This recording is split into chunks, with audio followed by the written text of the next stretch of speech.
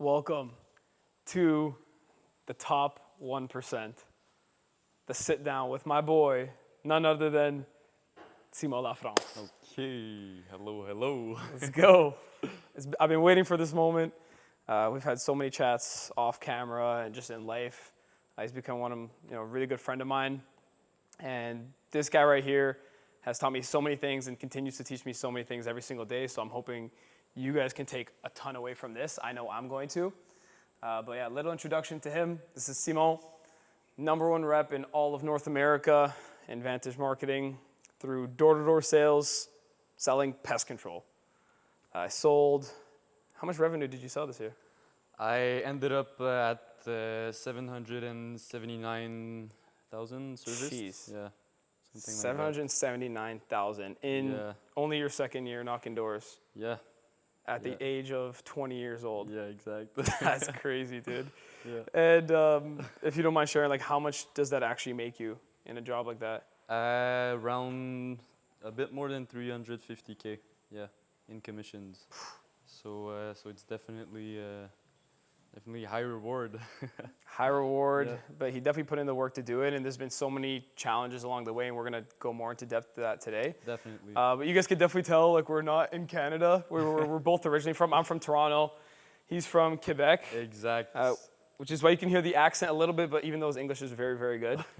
I'm from Toronto myself. Right now we're in the beauties of Bali with the nice little beach in the back, the forest in the back. Can't complain. Yeah. In my mind, you're like Mr. Traveler. Like, you're kind of you're my inspiration when it comes to, I take mentors from every aspect of life. For you, a lot of it is just like how willing you are to like chase freedom. Yeah. And a big one for you, the way I see it, is like traveling and being not location bound. How do you feel like traveling has like changed your life in a way? I mean, definitely you grow a lot and you realize a lot when you Yeah. travel. So I knew I always wanted to discover the world, and at the same time, if you do it alone, you discover yourself as well. So that's a huge part of like why I am where I am, kind of why I was able to like just go through that really tough like period of time. Right. Because I was exposed to like a lot of different environments in the past, right? That's what I wanted to do. Did you grow travel up traveling? Yeah, a little bit, but it was more like family travels. Right. And then we kind of like cut off the travels for like 5 years since my grandpa, he passed away. So we used to travel a lot with him. But yeah, when we stopped, like all of a sudden, we used to like travel a lot, and then we just stopped for 5 years. So I was really hungry You're to go craving back. it. And when I did, like last year, like I soaked up the experience, and it really helped me like discover my confidence, discover just what I like to do, because like I was solo for a big part of that. So when you're solo, you're faced to yourself, right? Yeah. Like you can choose who you want to be during that time. True. Personality So, yeah. is not it's not fixed. No. It's always on a scale, and you Yeah. can always change your identity and your personality just through experiences, through the things you're taught, and kind of the behaviors you put every day. For people who don't know, how long did you travel for? Because for me, like, I know, but I don't Yeah. think they realize how long you you went solo. So last year was my rookie year, and after the rookie year, I finally had like a bit of money. I finally had a bit of time. I was like done with school, because like I had a good success. So I decided to leave at the end of the season. It was October, and I thought I was gonna get back during the Christmas time, but I got back like in March. October, November, December, January, February, Yeah. about 5-6 months. Yeah, 5-6 months, something like Jeez. that. Half the year. So Yeah. worked for 3 to 4 months, and then half the year traveling. Yeah. I think it's really good. It's a good lifestyle, like when you start off and when you first get a bit of success, you first get a bit of money. The first thing I would say is like go out there, like book a trip, do something that you've been wanting to do, and that's not exactly like a smart financial decision, quote unquote, but like it's real investment that you make on yourself. That's like something that I really realized, maybe a bit too much, but like that money I spend it on myself, right? Now I started That's fair. investing, I started like putting money elsewhere, But I would say that like the first, let's say 100,000 that you make, like 70% of that should just go right back into you. you. Yeah. Like if that's like fixing a health issue, whatever, it's that if that's going to travel, there's multiple ways that you can invest in yourself. Buying a course of whatever, something you want to Right. learn. Like I'm not trying to sound like you should buy a course of a guru or whatever, but just buying something to level Yeah. up, you know? Because that investment, like, it's not something you can really like put on paper. Like if you invest money in the stock market, you know you'll get like 10% return or something like that. But investing in yourself, you don't know. You could make like 200% return. Like it's an intangible. You're unlocking your potential. Exact. So that's really important to start off. So that's what I did. To crack the code, to unlock the potential. Yeah. There's certain genes in you that aren't unlocked yet, and they only become unlocked through hard experiences. So this is like an actual like scientific fact where there's Is it called epigenetics? epigenetics, exactly. Okay. Yeah. So this is exactly what it is. And I think a lot of the genes that you have now, maybe of why you're so confident, of how you're able to just be so detached, so grateful as a human, just walking every day, smiling regardless of the outcomes. I think I would attribute it at least to a lot of the traveling you've done and a lot of just like investing in yourself. Yeah. Because a lot of people get caught up in, and I find in this job, the outcomes and where they ranked on the leaderboard and how much exact dollar figure did they make compared to somebody else. Like if I did that, I'd be depressed every single day because there would always be someone above me. Yeah. There would be always more sales that I can get. Yeah. Even you now, you're the top one in North America in Vantage marketing, but you're not the top ever in the world. No. You're not the top ever to touch this industry. And then if you go sales and all in general, it's a never-ending cycle. And I think what I take from you a lot, and I really, really appreciate being around you in these moments, is that you're never attached to that. There's always a higher purpose that you're always trying to fulfill. And a lot of it's your faith, but a lot of it's just like you're trying to really reach self-actualization. Yeah, now, definitely. In terms of like traveling and all that, I think that's like the next step I'm taking in my life, where it's like doing like a solo travel like this. Yeah. Before doing it, I'm curious, did you ever like do a traveling like this before? No, last year was like So that was your first time. I was like kind of leaping into it, and I figured out that like I was thirsty for that. That's what I wanted as an experience. And what do you think you took away from it? Like, what was like the ROI you got from it? Because you're investing in yourself. Yeah. There's a good amount of money that comes with it. Yeah. You could have put that money in the stock market. It makes you 10%. Yeah, that's a great question. To be honest, my vision kind of unlocked. Like instead of seeing like a certain angle, I saw like multiple people. I met multiple successful young people, and that just made me like see wider and see bigger for myself. So that's the biggest thing. Like all of a sudden, like my goals were just bigger, more reachable, because I was just like seeing all of what's out there and all of what's like possible, basically. Your beliefs sound like they got like widened. Yeah. I guess in my mind, when I think about it, like the way, how do I phrase this? You went out there, I find a lot of people when they first go into this, they don't even know what to know. So like, they don't even know what's in the darkness yet. So they're like a tunnel vision almost. And I guess that was still kind of you in the rookie year. I'm sure, well, actually, I guess you can answer this. Was your goal the Golden Door before you traveled? Before I traveled, we were talking about it. Hugo and I, we were talking about the Golden Door. To be honest, I was like, it's like more than triple what I did. So like in my head, it was like, okay, yeah, let's try it out. Yeah. But did I really think that I could hit it? Not until I knocked like the first couple of weeks of March, to be honest. Yeah. Like I was still goal setting. I was still like doing Excel sheets, like how many sales do I need an hour? How many sales do I need per week, per month? Like everything was like dialed down. And we did with Phil, which is Montreal's manager. Right. We did even like a graph calculating like how many sales would I need in March, knowing that I would sell less because there's snow on the ground, and then how many would I need like in July, which In is the like the summertime. peak month that I need a bit more. And like when we did the math, it was like reachable, to be honest, but like I was septic because I never did those amount of sales, and even less like on a really consistent basis. Was there doubt? Yeah, I mean, of course. But the doubt really went away like when I did the first 2 weeks of March, I knew I was gonna hit it. Like if I was able to sell 50 accounts in 2 weeks with like literally 3 feet of snow on the ground, I knew that in July I would sell 50 in a week easily. Like, And you did? yeah, yeah. How did you, so other than that, other than actually just proof of concept, actually knocking there and like, yeah, I can sell when there's snow on the ground. I know for sure I can sell when there's not.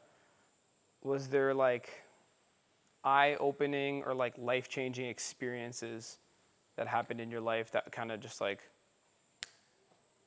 I know who I am, like an identity change situation? Yeah, I mean, I think you can answer that one as well after, but definitely, I mean, when you see yourself in a future, but it's not really the future that you envisioned yourself in, but you don't even know how to get there, but you know that like you want to get somewhere where you've always been told is impossible to reach, right? And I've always been like, since I'm young, I've always wanted to like live a life of freedom and abundance, but I really didn't know how, like no one does, right? Right. But I had the luck to like have access to that kind of life when I was young, because when I was traveling, like my grandparents are really big entrepreneurs, so they're really successful, and nice. we traveled a lot, and like I lived in that lifestyle, and then it like cut off right away. You know, when I ended like the travels, and Right, you got a I taste. ended like I got a taste of it, and like that's all I needed. So like those 5 years, to be honest, I think a lot of hunger like built up, but I still like went the route of like school, and then I went to CJEP, and during that time, like I remember I felt really stuck. I felt stuck, and I knew what was out there because I've seen it with my own eyes, right? So I knew it was possible, and that's why like I think just knowing that it's out there and people access that abundance and that freedom is like something that really helped me like unclick, and I didn't hesitate to take a leap, take a risk. Right. I always knew I was good with like convincing people of Right. stuff. Could I describe So like that? sales. Can I describe that feeling? Yeah. Just from what you were saying, like it sounds like you felt stuck. You maybe didn't see exactly what the road looked like ahead, but you never lost hope. Exactly. You never were hopeless. Yeah. And I think a lot of people who are successful, and I think just in our job and as young as we are, they never felt hopeless. At no point in my life did I feel hopeless, that I feel like, oh my God, I'm never gonna succeed ever. Never in my thought did that even cross a thought in my brain. Yeah. I always felt, no matter what, I don't know where you get the visions, but for me, it's either in the shower or going to sleep at night, Yeah. where I'm just sitting there and I'm just like dreaming, visualizing Yeah. my life. And I never lost hope. And I'm like, I know for sure I'm going to be successful. It's just a matter of when. Exactly. It's not if, it's when. I really did grow up like that. Like I did have, I would say, was faith. I have a lot of faith. I know that if I place myself in a situation where I'm in line with what God wants for me in my life, Exactly. then I know that that's all I need. That's literally all I need. The rest will just bleed onto the other parts of my life, right?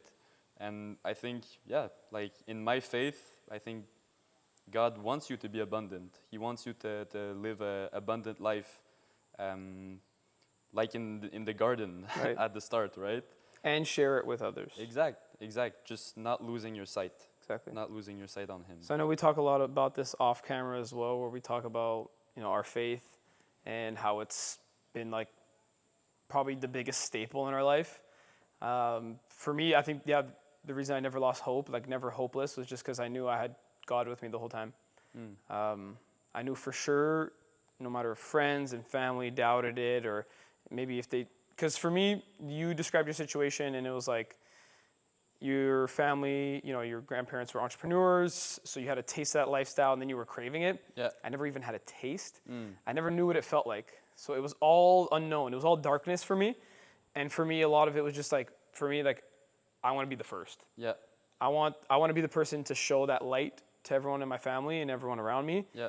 And then bring them with me. Yeah. And when God was, he's by my side every day, it's just like there's no way I don't succeed that in my life. There's no way I don't reach that end vision. Personally, my prayer is, God, if that's your will for me, offer me all the abundance and I'll know how to handle it and glorify you with it. But if it's not, offer me peace. That we just want peace at the end of the day. We just want peace and we want to live a fulfilled life, right? And I mean, of course, like if you're successful and if you feel fulfilled in that, that's a great way of glorifying God while doing that, right? But maybe He has another plan for you, and the other plan is way not bigger that than at ours. all. Yeah. And it's way bigger than what we have. Yeah. My prayer is very, very similar. Yeah.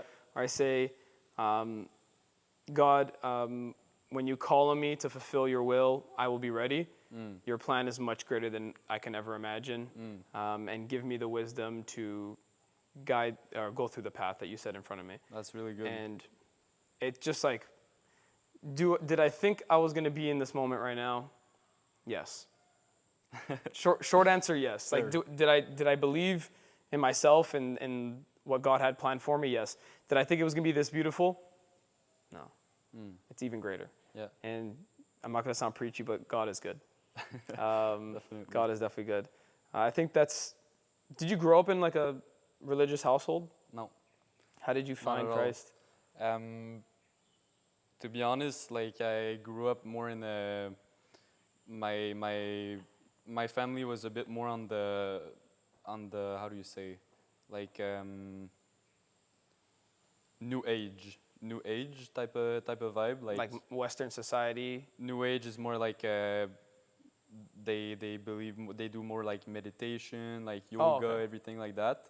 So they were more like into that. It's more like Hindu almost. But it's spiritualism. Yeah, spiritualism, exactly. Okay. But never But like not religion. Never like Christ.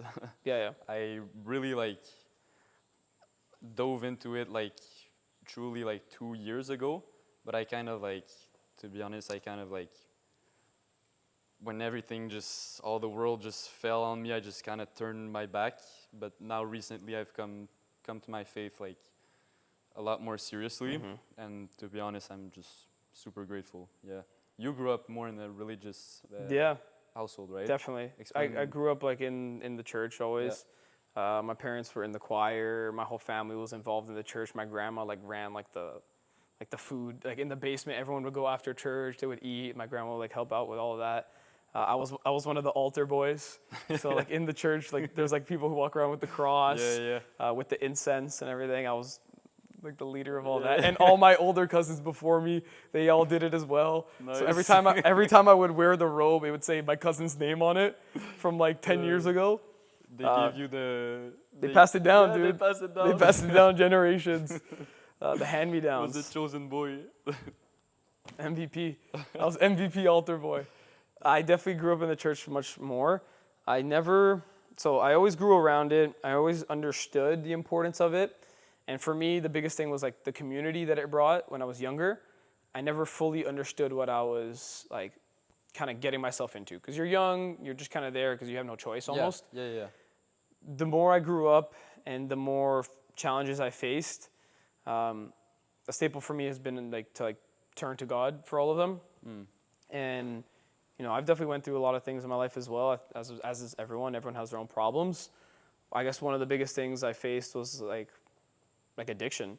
Addiction to like recreational drugs, like marijuana is like probably the most addicting thing out there. Yeah. And the funny part is I studied it. So which was the worst part for me. I would go, I studied psychology, and I'd studied the effects on marijuana on the brain, and then go smoke weed after. Yeah, you were. It's like you were a walking contradiction. A victim of your knowledge. Yeah, ignorance is bliss. The more you know, The more your burden is big. exactly, and the Yeah. more guilt I felt doing it every single day. And like I turned to Christ through all of that. When I really started to lean into it was when I felt my life like 180, because now I was doing things for the will of God rather than just like my personal pleasure right now in the moment. And for me, that just brought way more fruits in my life, way more abundance, way more freedom, and it's truly blessed me that way as well. I have nothing else to pretty much talk about that. That's really good, man. I fully agree. Fully agree. But talk to me a little bit more about like your childhood. Like you said, you never tasted that freedom, that abundance. Like, explain a bit like how did that hunger come and how did you know it was out there? Yeah, I guess I got like teased in a way. Like you get a taste from it from like the friends around you. Yeah. So I grew up in like a place in Ontario. It's called Vaughan. It's like the north of Toronto. And people there are pretty wealthy. I'm not gonna say we were like not wealthy at all, but like we grew up in like a middle class household. But like there was definitely people who were very wealthy.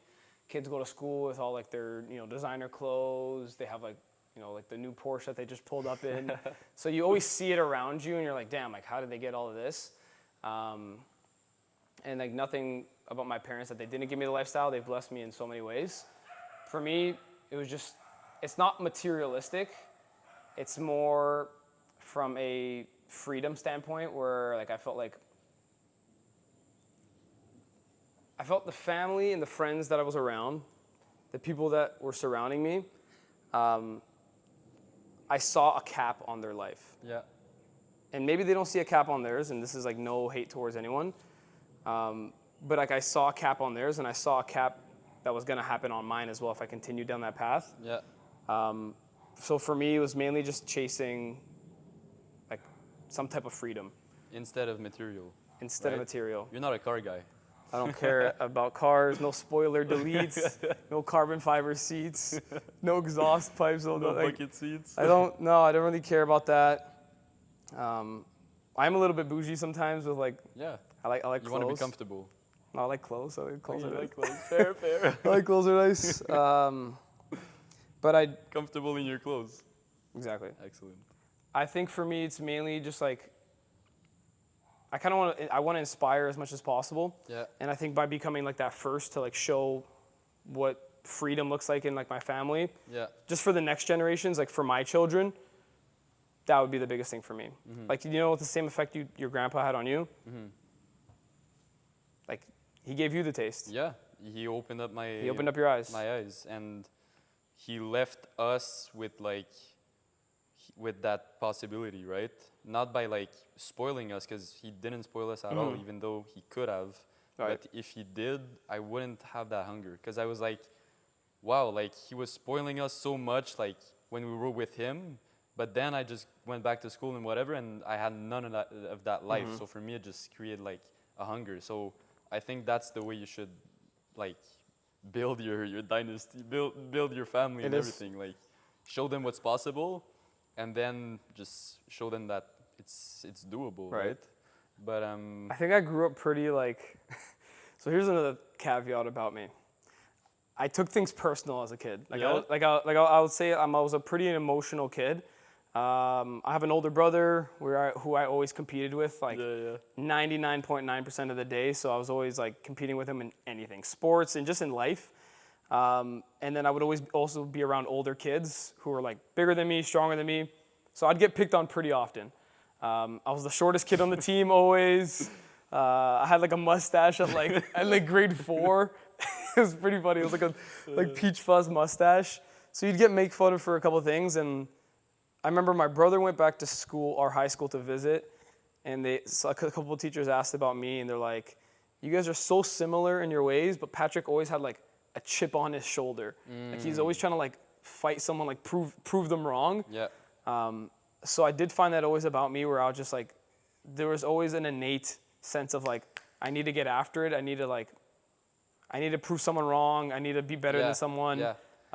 So would you say you were, I'm just asking the question, would you say that like you were doing it kind of for others, or there was like, did your hunger for that come out of like the pain of like being whatever, being seen a certain way, or That, the second one. yeah, okay. Pain of being seen, like perceived, Yeah, like as little in other people's eyes. But what's been like a huge challenge for me, and like especially these last couple of years, is like letting go of that. yeah. And that's like kind of my next question. It's so hard. Like now that like you've achieved like a lot of what you were thinking is gonna fix that, like is that what really helped with that, No. or no? No. All I realized now is that it's never ending, Yeah, and that there's always the next comparison, and there's always the next, mountain to climb. And especially in the life of an entrepreneur, it's just like, it's gonna be never ending, and it's never gonna lead to eternal happiness, and internal happiness. It's never gonna come from within. It's always gonna be an external factor, and it's never gonna last forever. It's always gonna be a short-term pleasure. exactly. So this has been the last few years of my life where I've been analyzing that.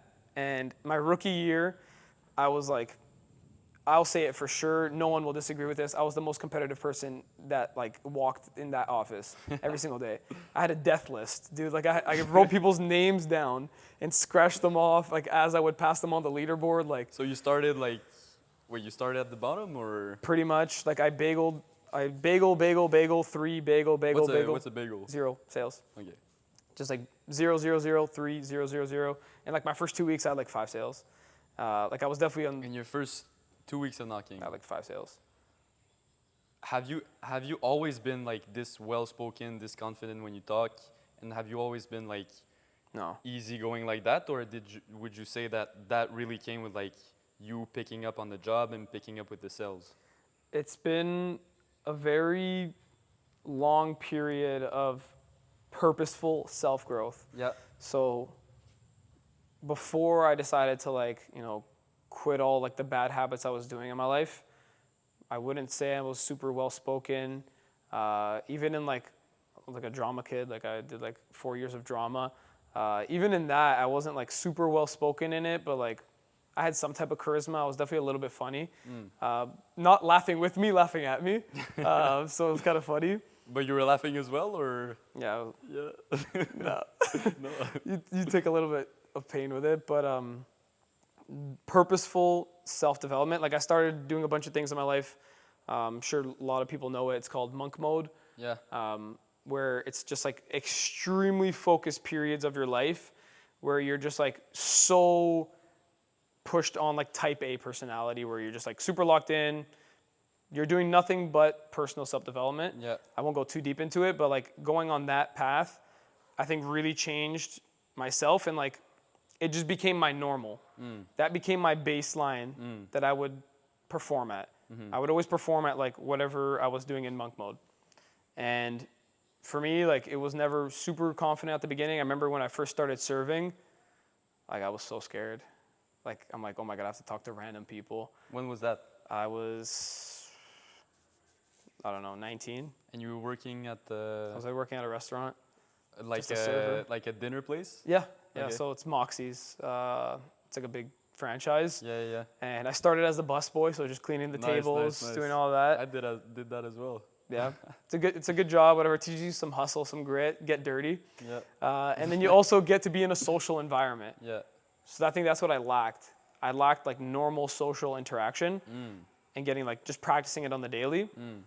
When I went into serving, I was like so nervous. I was like, oh my God, I have to talk to random people. I figured out I was pretty good at it like right away, just by throwing myself in the deep end. Yeah. I want to like loop back to your first 2 weeks that you did 5 sales, but first I want to know like when did you like, because you said you had like addiction with like weed and you were deep into that. Yeah. And for me, when I think of weed, like it's not really like something that you consume that makes you want to be social, right? So is No. it during that time that you were less social and more like For sure. isolated? Yeah. Okay. And when did you like get out of that, and how did it lead you into like starting I like guess the most social job you could? I was actually, it was like a it was like perfect alignment kind of with it. If I'm remembering correctly, I was busing and getting over that at the same time. So like I was kind of in that transition period. Yeah. And then when I started serving, that's when I like left all like that addiction behind. So it was like a bunch of new things. I was dealing with withdrawals of whatever the hell I was doing in the past. And I was going into, like a complete new environment of now I have to talk to people 8 hours straight and like be sociable and get out of my comfort zone and talk to women who were like pretty and stuff. And I was like, oh my God, this is like so nerve wracking. Opening the door. Dude, no, like they sit on the table, like I have to go serve them. And I'm like, this is Okay. I'm like, this is terrifying, dude. Yeah.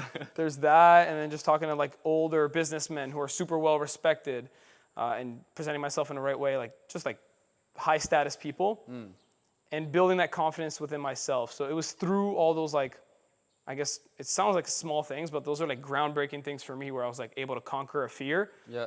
That I was like building confidence in myself. I mean, yeah, when you look at like, especially that's a like big subject that I love to talk about, but like just men in general, like at our age. Yeah. I mean, you say that it's like kind of nothing, but it's pretty big. Like just choosing to actually like. It was a decision. Yeah, choosing to actually like stop the things that are holding you back and like let go of the things that are keeping you prisoner. That's like a big struggle with like men in general. So hard. And like in this society and in this day and age, I feel like so something really small is rare nowadays.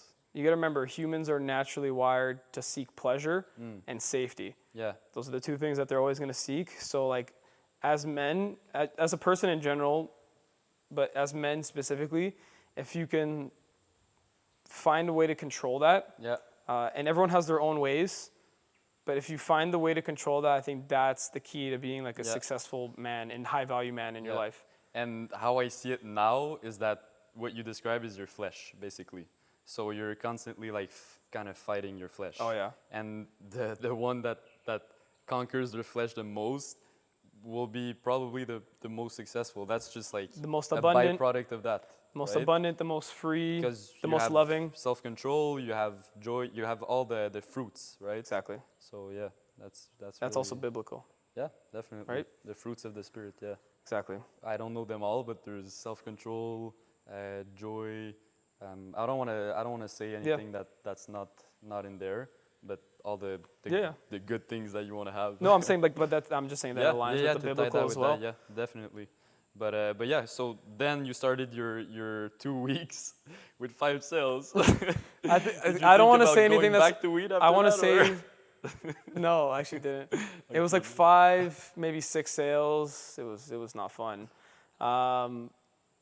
But I will say this: I never once thought about quitting, because like for me, again, super personal. I was taking things super personal. I was like, I'm going out there. Family didn't like understand fully why I was going out there to do it. So they're kind of like, "The frick are you doing?" Same with friends a little bit. They're like, "Oh, you can do great. Like good luck," type of thing. But like didn't really know what I was getting into.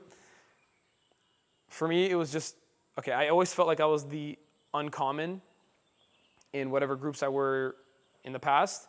Now was my chance to be uncommon amongst the uncommon, because no common people go in this job, no normal people do it, it's only crazy people. It was my chance to be the uncommon amongst them.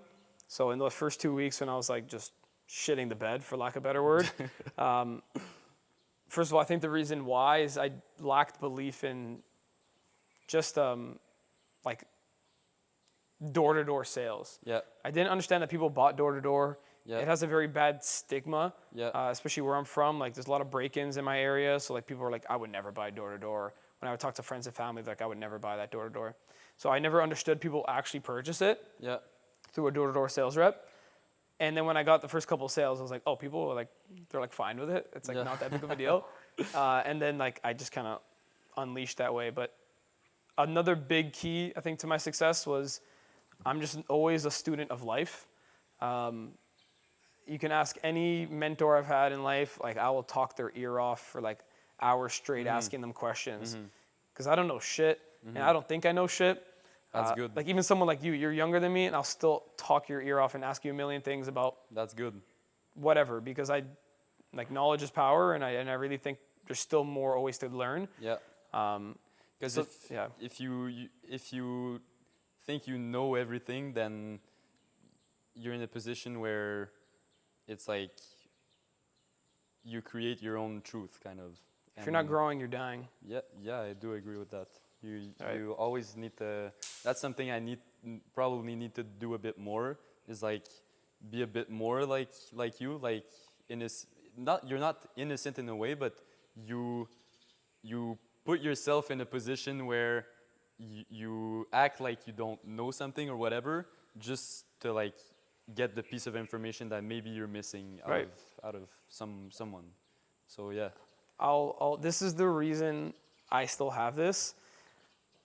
If you're somehow watching this, Isaiah, shout out you. He knows who he is. Every single day that he told me that I walked into like whatever the restaurant I would work in, he's like, Patrick, you have this like passion about you, this like fire about you, Yeah. this like childish curiosity that I never want you to lose. And he always told me, he's like, don't ever lose that. If you lose that, like you're gonna like, that's when it's all gonna end for you. So like I make it my absolute mission to like never lose that like childish curiosity where they just wonder everything, they ask you a million questions. I'll still be like that. Yeah. And and it just makes things fun, dude. Like it's just like, it just does. Yeah, and it's also, to tie it again, it's also very biblical. All right. Like Jesus said that like the wise will unlearn, right? So it's about keeping like a heart that's soft, and that's really important, so that you can like be compassionate with anyone. You can absorb anything, right? And yeah, that's really Right good. on. Definitely. I do also believe people, like every single person has something beautiful and special about them. And it's like, why not discover what that is Yeah. when you talk to someone new? Yeah. It's like everyone has something. Yeah. You have something, everyone else does. Like, I think it's just very like fun to find out what it is about that I'm person. a bit more. I'm a bit more like. I'm very curious, but I'm a bit more like to myself, kind of. So Right. that's something that I see. That's something I definitely want to like have more in my life. Right. Like letting my guard down, you know, and that's something you do a lot. It's good. Maybe to a fault, but sometimes to a fault because then it opens you up for It depends who you surround yourself with. that too. If you surround yourself with the bullies in school, then yeah, it can become your weakness because they'll pick on that. But that's not the people you want around you. The people you want around you will value that. Right. And they won't like, even if they have a chance to like pick on you, because like you do give off a chance if you do open up yourself. But if they choose to not do that, then that's the people you want around. But then it's also like now the way, like just through like doing it for a while, at the end of the day, the way I think about it now, at least what I tell myself is that there's no shame. Yeah. Who are you to judge? Yeah. You all have your faults. Like there's nothing you can possibly say to me that will hurt my feelings to the point of like me like ending it all. Like there's nothing, there's literally nothing you can say that is gonna be like, I know what I've done in my life, like I know, the type of person I am. Some people might not like me, some people might like me. I hope I'm able to at least leave someone with some love and positivity. I guess that's the whole goal. That's good. So the 5 sales in the first 2 weeks. I left them with love and You positivity. left them off with that. Oh, they loved me, dude. They did not cancel. And then how did it pick up during your season? That's your rookie year, so you started off bageling, no sales. You still saw it as a challenge, and you still kept going. My mom called When did me. it like unlock? My mom called me. She's like, okay, it's fine if you don't do good. Like, it's your first 2 weeks. You can come home now. I'm like, I will not come home. I will literally stay here until I'm like the best on the team, or at least until I hit my goal, etc. So, again, with that like childish curiosity, I was just asking like so many questions, always trying to get better, staying curious, and my progress in my rookie year was just like garbage, and then just like better, and I ended at my best. Yeah. And even this year, same thing. started here and then got better, better, better, better, better, better. And I Yeah. think that's just been a testament to my life. Yeah. I think I'm actually genuinely better every single day. Yeah. And that's all I can ask. I agree. And I ended the season not like groundbreaking, but like 150 sales, 130K in rev. Okay, so give me like the stats. Like give me the contrast between your first and your second year. How much did you end at? What's the earnings? All of that. But start with like what it is. Like for Patrick that like started out hearing about this job, what did he hear? What is like door to door and yeah. What did I do in my first year? Yeah, I mean. Okay, Yeah. my profile. Year one, Patrick did 150 sales, or I got paid on 149 sales. So I ended under the 30% bracket. No way. By one sale. That taught me a lesson that like every single day matters, because if I just got one more sale, one more day, I would have Yeah. made like 6,000 more. Yeah. I made, I think, approximately $29,500 Okay.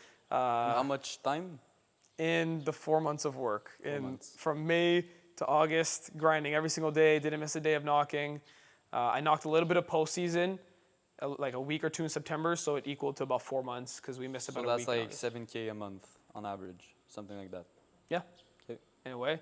So from 7K a month in 4 months to this year where I 5X at least my production. I went from 150 sales to I did 650 serviced accounts this year Yeah. with $610,000 of revenue. Earning my spot as like, the top percentage in Yeah, you this finished company. fourth? I finished fourth, in our division. In North America, I was about 15th out of, like 1,000 reps, Yeah. which is like, for me, again, I always go back to it. Did I believe that was going to be great? Yes. Did I believe it was going to happen this quickly? I don't think so. I think a lot of it happened quicker than I thought. But I see why it happened, though. I definitely put in the work to do it. And it was a lot of the stuff behind the scenes that a lot of people didn't see. Like I didn't spend a day vacationing this whole off season just to like pretty much get my get back Yeah. this year and like show what I was really made of, because I think So you still had that chip on your shoulder.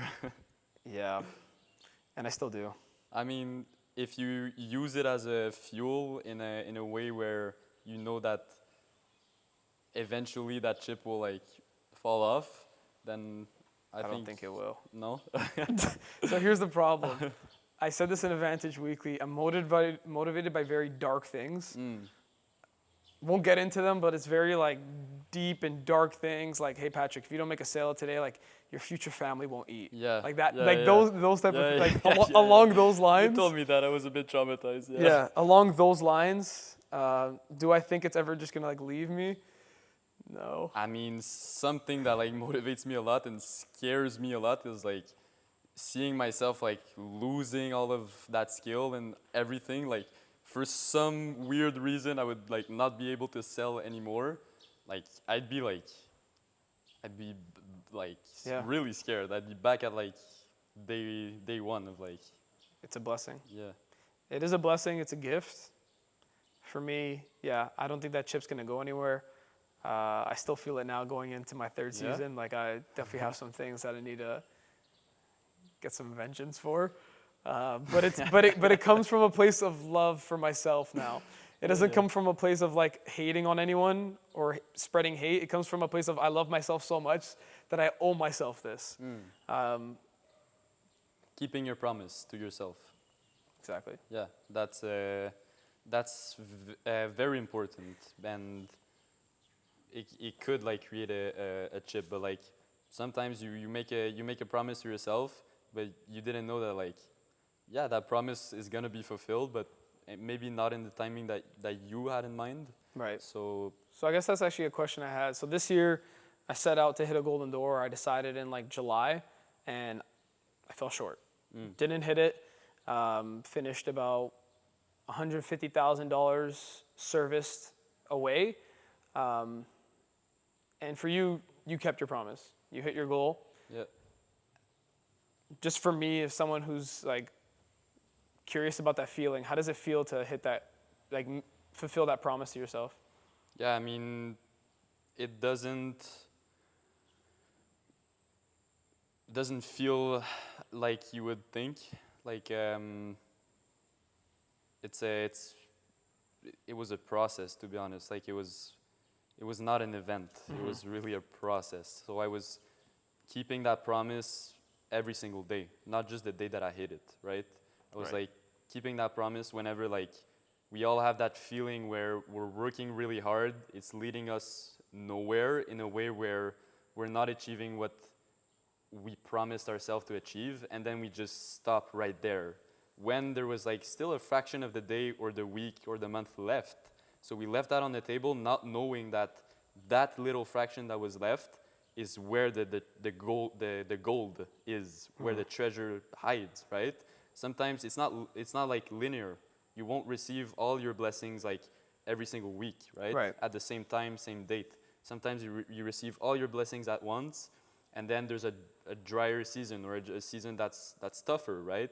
So if you're able, fulfilling your promise is going through all of the seasons, even if there's a season where you're not seeing any fruit out of your efforts, you're fulfilling your promise of still putting in the same amount of work, even if you feel like going home, you feel like quitting, you feel like just putting everything aside and deciding to like, oh no, my promise was too much for me, right?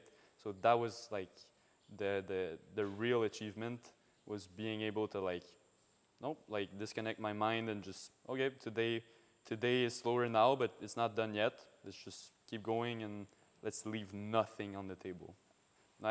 I can say that like more than fulfilling that goal, probably the thing that I'm happiest about is like I can truly say I left nothing on the table. Like I worked the hardest that I could have. I didn't lack, like at all. I'd like to say that, Yeah. but when you really deeply look back at it, I think I left a little bit of crumbs. Mm.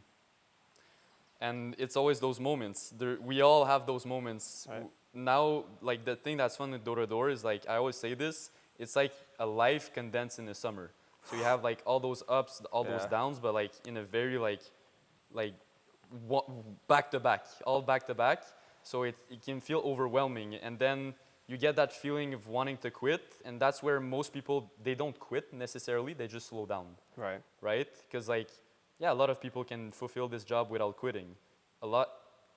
Can a lot of people fulfill this job while being at their highest self, their highest standard?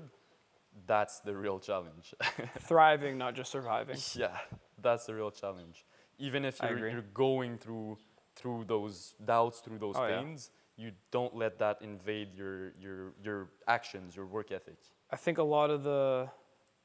I think there's a correlation between the amount of achievement and the amount of sacrifice and pain. Yeah, I can like probably like say for you, if you don't want to say it yourself, I think you probably went through the most pain this year, and it led to probably the most achievement. And I think there's a direct correlation with it. Hugo, same idea. yeah. I mean, to be honest, I never compared myself to like the pain of others because it's really Yeah. subjective. It is. And the way that I would really put it is that the one that really achieves and fulfills their promise is probably the one with the best self-mastery. So the one that's able to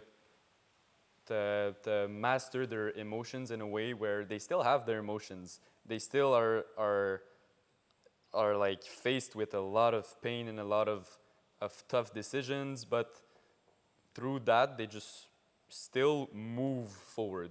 It's the moving that's important. Right. Not what's going on here, it's like really the moving. So if you move, like from the exterior here, I don't see if you're having thoughts, bad thoughts, whatever. I just see you moving. So that's really what's important, I feel like. But it's hard. You need self-mastery. You need to really like understand that like How do it's you your feel? actions that lead to success, not what you think. And how do you feel like you've reached like or got closer to self mastery? Because it's a process. It's never just gonna. It's by, And I think it's always a scale as Yeah. well. Like I mean, probably you'll agree with me, but it's by proof. You need proof of concept. Like if you just think yourself into mastering your emotions, it won't happen. You really need to, like, in those uncomfortable moments where you're used to, like, saying, okay, I'm feeling really overwhelmed, I'm feeling like really tired of this, I just want to go home. As I said, most people don't go home, they just slow down. So instead of slowing down in that moment where it would feel like reasonable and like, oh no, I'm treating myself, I'm going to slow down. In that moment, if you keep the exact same pace, even though you're kind of you're going against your flesh, basically. You're really going against it. In that moment, the more you do it, the more often you do it, the more you like prove to your flesh that it doesn't own you. You own your flesh, right? You own like your mind, basically. Exactly. So mastering your mind. On some David Goggins shit. No, like serious. I think that's the only way to do it. The only way. And I think that's what the point I was trying to make, where it's like the more sacrifice, the more pain, the more success, because it's not so much that equals it. It's the pain and sacrifice, which is equaling the self-mastery, which is leading to the success. Definitely, yeah. And that's the part that correlates. I want to talk just a bit more about like I want to like know about your craziest day. Like what has been like from a sales perspective, your craziest day, craziest week? Like sales-wise? Yeah, sales-wise. All right. Like let them know like what's possible through this. Okay. Like how much did you make your best day? Let's say. How much did I make my best day? My best day commission, I did $12,000 in revenue. Yeah. So that equals about $6,000 in a day, which, oh my God, when you think about it, I did $6,000 a month in my rookie year. Yeah. Holy shit, dude. I just realized what that is. Yeah. I guess you kind of forget because you get caught up in it, and like you have so many back-to-back good days that it kind of gets like buried under all of the other ones. Yeah. And then you have so many bad days that it kind of, I don't know, just feels equal. My best week was some country town. I got kicked out of it because you need a knock. It's the only place. That's when you know it was the best week. Oh yeah, it's the only place you need a knocking permit in like Ontario. So I went back I got kicked out of that turf. I was like in the turf for like 2 hours. I got like 4 sales in the first 2 hours. And I was like, oh, this is juice. I'm like everyone, like I'm selling everyone in this hood. It got knocked like maybe 4 or 5 years ago, but it didn't get knocked for like 4 or 5 years. Yeah. So I went back and I was just like, do you remember me? Like, do you remember us? And they didn't. So it's just a complete new sale every time. And they needed it. And, you know, I was just like, it was the week of my birthday as well. So I was just. Yeah. So that was this year. What day, like what time frame was it? It was in June. In June. It was like juicy June. Yeah. Mid-June, it was always around my birthday. My birthday's June 14th. Yeah. Even my rookie year, my best week was my birthday week. And I did about, I think it was like 35,000 in the week. Yeah, in rev. And like 35 sales as well. It was like $1,000 contract values average. Fair. So like 17, 18K in personal commissions. Yeah. In a week. $18,000 in a week. That's crazy. That's enough to. That's crazy to think about. It's enough to. It's crazy for me to think that it's enough to like satisfy like most people for like half their year salary. Oh yeah. Like. After taxes and everything, realistically, they're walking home with maybe $50,000-$60,000. Yeah. After paying out whatever they have to pay for their kids, groceries, all of it, they're probably left with, $15,000. Yeah. And I made that in the week, which is like, again, super, super grateful that like I'm able to like have an opportunity like that in front of me. My craziest day, in my opinion, was when I went out for like 2 hours on a Sunday, and I got like 8 sales, and I was like, I went 8 for 9. Yeah. That was, in my opinion, the craziest day. I went out on a Sunday, and I was just like, because I was feeling, it was actually right after this week, I think.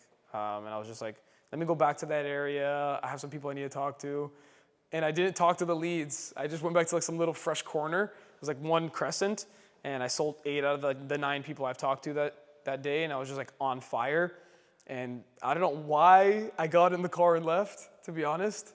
But I got in the car and I went back and I'm like, I'm gonna enjoy the rest of my Sunday. And that's a wrap for me. Man, we're the same. I'm like, that's a wrap for me. I'm gonna go back, enjoy my Sunday yeah. now. I need a reset for the week. Yeah. Meal prep, all of that. I mean, you've been blessed on a Sunday, because like you don't want to work long hours on a Sunday. No. But you want to do 8 sales. Yeah, exactly.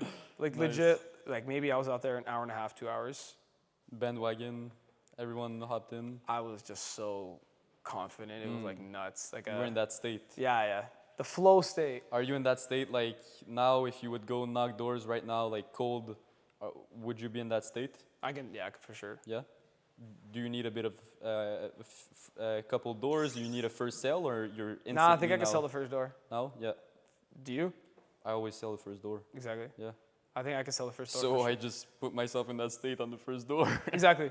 Yeah. Yeah. For some reason, like. You can visualize the state. You Yeah. can like kind of like feel it in your body Yeah, already. Yeah. And you walk out with that same confidence. It really is a state, because I wouldn't say that like I'm like that. I'm only like that when I'm very passionate about something. Like I'm very good at like not convincing, but captivating someone's attention and like getting my message through when I'm very passionate about something. Exactly. So yeah, and I'm not passionate about many things. So maybe like in day-to-day life I seem like just boring, but but when I'm passionate about something, like then you see like the that spark kind of. Yeah. If you guys meet Simon in real life, it's like he's super like just nonchalant, like just like he's full within himself, but he doesn't go like, I don't think you go out of your way to like make it a message on a billboard of like how you feel inside of yourself. No. But like when you talk, you're definitely captivating. You definitely give like passion onto the other one and make you feel the energy. Are you close to that impression, or? Oh, I'm working on an impression for Simon. I'm really good at impressions. I'm getting close. I'm getting close. Yeah, bro. You know, no stress. You know, that's his saying. No stress. No stress. Easy. No problem. And the hands as well. But yeah, dude, you could put yourself in the state, and I think one of the things I helped the rookies with this year was like showing them that feeling, because like if I would pitch them, they would feel that feeling that I give them, and they're like, holy shit, like that's how it feels to like sell. Yeah. Like that energy transference. Yeah, exactly. And then they would go give that energy transference and then go sell a shit ton of people. I always say like to the people that I train, like it's not about what you say, because like what you say, anyone can say the same thing, right? Yeah, But like if you learn that's like kind of the paradox in it. If you learn the body language, you learn the tonality in it. Maybe you're not confident, maybe your energy is not there at the start, but if you start off with the right base, you move in a certain way. You open up your intention about every single move and how you sound when you talk. The more you do that, then you get a first, second, third sale, whatever, and then that energy like kicks in, and then you're like unstoppable, because you have energy with the right system, and that's really like something that's super important. Exactly. A lot of people forget about that. They just think it's energy. They just think, yeah, you need to be super confident, go out there, sell. But no, you need the right system with that energy, right? You need to know how to move your body, know how to talk, and make it in a way. I mean, you would know with a psychology background. Yeah, for sure. Convincing people is all about how you portray yourself. Yeah. Right. Here's the thing. 70% of communication is nonverbal. Yeah. So if you want to elicit emotion in someone, and remember they buy off of emotion, and they back it up with logic. So for us to sell, and for you to just change like anyone's mind and make them make a change in their life, you're gonna have to elicit emotion.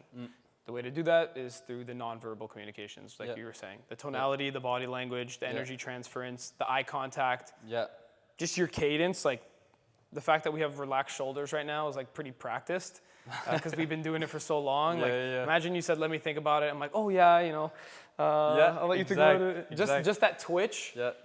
They're not buying it. Exact, because your body reacts. Yeah. And then they don't see that. They don't know, right? They haven't studied psychology like you. No. But their subconscious mind feels that.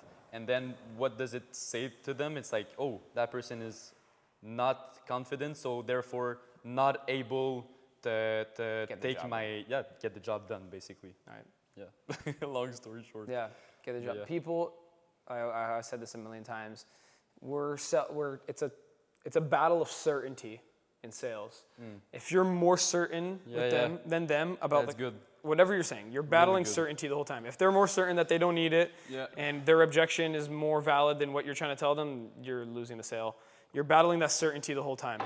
If they give you an objection, you even have to be more certain in your response so that you can one up in them. Okay, yeah, I think that's something I think I'm really good at. I was about to ask, what do you think you're certain about something and like convincing someone because I'm so certain that that's definitely something. Certainty is like I think a top 3 aspect of top performers. It's like good, top 1% in this job. Yeah. Certainty. Because what it does is allows the customer to turn their brain off. Yeah. Where they don't have to overthink their decision. I always give the analogy of like, okay, you hire a contractor to come, renovate your house. Contractor A comes in and he says, okay, you want to renovate your kitchen, ma'am. Do you know what's in the attic? Do you know if there's a stud that goes through your wall? Have you ever tried to like take out this this table in the middle, etc.? You're like, oh, this guy, I don't think he knows what he's doing. Second guy comes in, okay, you told me you want to do this, this, this. I've had things like this in the past where I know there's a stud that goes straight between here. What we'll do, we'll knock it straight down. We'll raise the ceiling up. Yeah. This table, I'm able to move this, no problem. The studs on the bottom allow me to move it. I'll move that. I'll do it. Yeah. Okay, take my money. And the funny thing is, even if there's no studs in the table, even if he's wrong about the roof part, like he still will get the sale because he was just confident. And if there's nothing there, then he can just like he can arrange, like he can just say like, oh, no problem, we'll do that. But he was confident from the start, right? Exactly. So that's really important. You allow them to turn their brain off and just make it an easy buying decision to the point where they're just like, take my money. Definitely. People want results. They want the feeling of they're taken care of. Yeah. That's all they want. Yeah. I guess you kind of learn that in serving as well. When they ask you like, oh, what do you want to eat? Or like, what should I eat here? What's good? Oh, this is the best dish. Exactly. This. Exactly. Add this with it. Get the wine with it. The wine's perfect with it. Done. Yeah. Go ahead.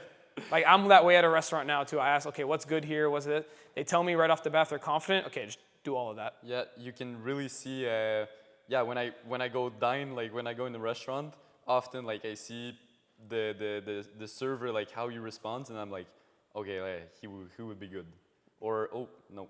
Yeah. Nope. Hey, what should I eat here? I don't know. There's a lot of options, and don't worry about it. Just give me a second. Yeah. I'll figure it out. You don't necessarily need the best recommendation. You just need someone that's really confident about his recommendation. Exactly. It's a transference of belief at the end of the day. Yeah. And I mean, if you truly believe that you have the best recommendation, then so I was going to ask you. As well. I was going to ask, what do you think your sales superpower is? If you were to say it's one thing. Yeah. Is it certainty? Yeah. Yeah. Okay. I'm able to walk in with an energy of like I'm very certain, of just why they should buy it. Why you're at their doorstep. Why you should buy it. Why the price is the price. Yeah. I'm able to tap into a kind of a mindset of like I'm very assumed about what I do. Oh, yeah. And that's what a lot of people in the door-to-door sales don't master. Because like they're still uncertain about this job, about their sales ability, about all of that, right?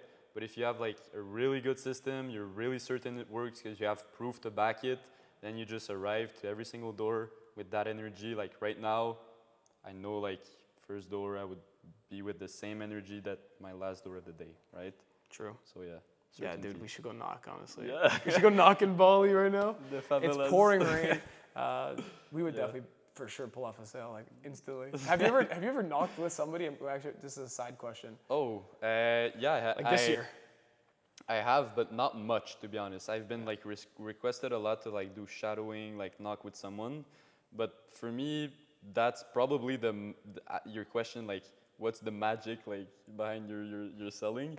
And it's like the connection that you have with the person, right? And it's hard to have it when there's another person. Yeah, for me, I'm like more one-on-one when I have those. It's a different sale. Because I'm really able to put that person in a position where, okay, he's conscious of the fact that if he wants to do it, it's now, right? Right. And with someone like beside me, I'm too distracted to like put myself in that uncomfortable position. And now with it's the two peop- with- energies. Yeah, exactly. You and that person. Exact. I did sell really well with Hugo because like obviously we lived Same together energy. and in the postseason we went together and it was just so funny because we were like talking together, but it worked so well.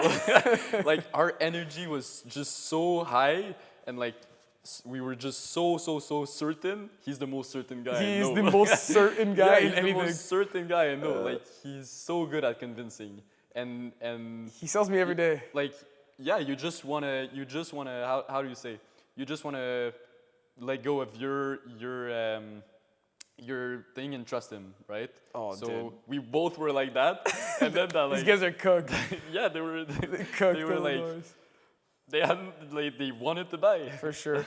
No, Hugo, shout out Hugo for a second. This guy convinces me on anything and everything and Yeah. everyday life. Yeah. We wake up in the morning, he wants to like play poker off the bat. He's like, what are we doing, 100,000 or 1 million rupiah? Yeah. I didn't even say I was playing. Yeah. And like I'll go from the absolute, I am not playing, I don't want to play, I don't want to gamble anything, to like, we're playing for like 30 minutes straight. Yeah. Super certain. And to tie it back, it's a superpower in sales, but it's also a superpower in life. Yes. And that's something that like someone told me on my first year, and it really hit me. Like I still remember that moment a lot. Like I knocked at his door and like delivered a really good pitch, and like I was like in that zone, right? Right. And he wasn't interested. He didn't buy, so I was like, oh, no problem. Just shook his hand, really good energy, went back, and then it was like maybe 3 or 4 p.m. I circled back to that door, and he was waiting outside. And he was like successful guy. He had a big house, whatever. He was waiting outside for me, like for all that time. And he told me like, hey, come here. And then he told me like, be careful. He told me be careful because you're really good at persuading. So like, be careful. You could lead people in the wrong direction. And that really hit me. Like, it's so true. And he was talking, I'm pretty sure he was talking with experience because I'm pretty sure he was in that domain. Oh. And so it's true. It's a superpower that you can use in a way that like, not saying it's a superpower like I can fly or whatever, but like you still can like move people towards a direction that's maybe not the best, right? You need to absolutely. be careful, and you need to be conscious of where you influence people. You have literally, I was going to say, you have the power to influence people. Yeah.